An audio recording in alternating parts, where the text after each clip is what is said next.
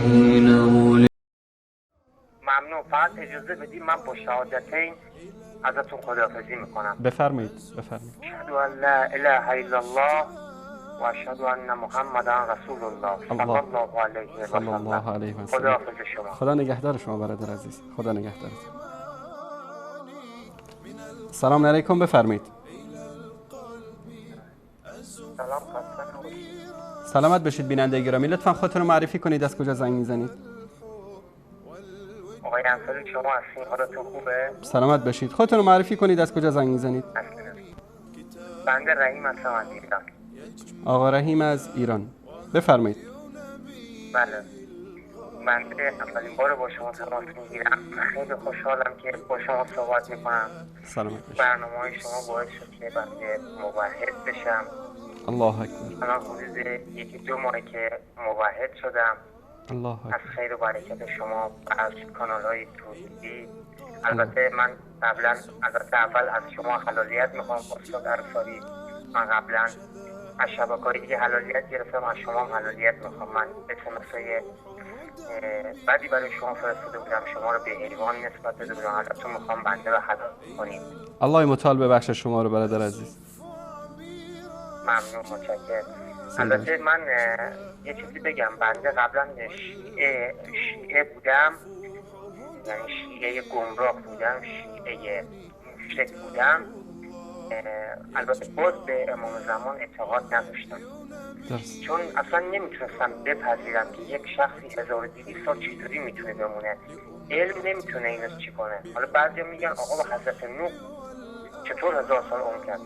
مثلا اون پیامبر بود، اون معجزه داشت که ادعای نبوتش رو اثبات کنه.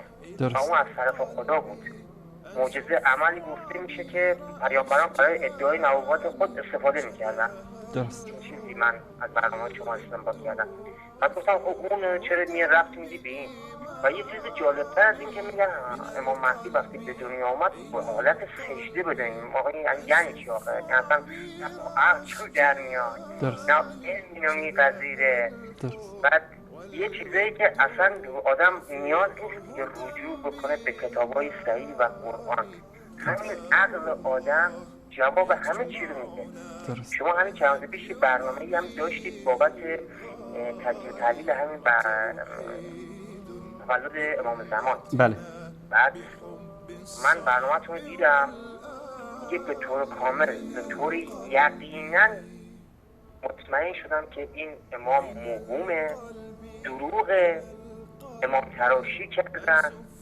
بالاخره این کار شیطانه و شیطان هم موفق شد.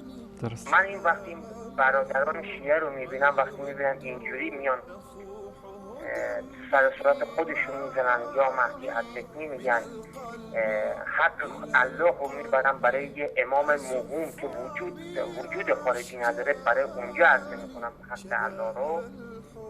من مطمئن شدم، به این نتیجه رسیدم که شیطان بر روی قسمش موند.